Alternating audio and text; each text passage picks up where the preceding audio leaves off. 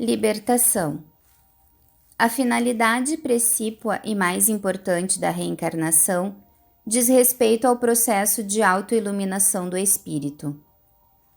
Herdeiro de suas próprias experiências, mantém atavismos negativos que o retêm nas paixões perturbadoras, aturdindo-se com frequência na busca frenética do prazer e da posse.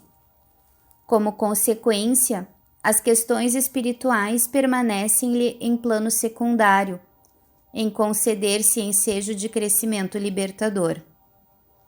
Indispensável que se criem as condições favoráveis ao desenvolvimento dos seus valores éticos e espirituais, que não devem ser postergados.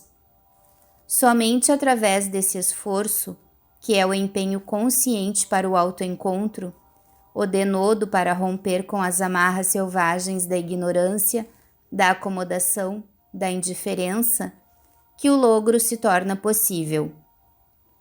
Há pessoas que detestam a solidão, afirmando que esta lhes produz depressão e angústia, sensação de abandono e de infelicidade.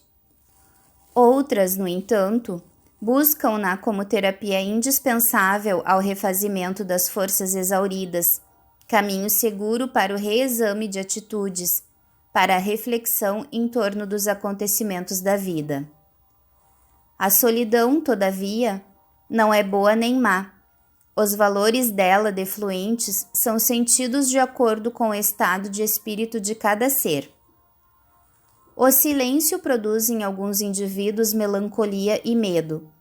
Parece sugerir-lhes um abismo apavorante, ameaçador. Em outras pessoas, faculta a paz, o processo de readaptação ao equilíbrio, abrindo espaço para o autoconhecimento. O silêncio, no entanto, não é positivo ou negativo. Conforme o estado íntimo de cada um, ele propicia o que se faz necessário à paz, à alegria. Muitos homens se atiram afanosamente pela conquista do dinheiro, nele colocando todas as aspirações da vida como sendo a meta única a alcançar. Fazem-se até mesmo onzenários. Inúmeros outros, todavia, não lhe dão maior valor, desperdiçando-o com frivolidade, esbanjando-o sem consideração. Terminam, desse modo, na estroinice, na miséria econômica. O dinheiro, entretanto, não é essencial ou secundário na vida. Vale pelo que pode adquirir e segundo a consideração de que se reveste transitoriamente. É indispensável que inicies o processo da tua libertação quanto antes.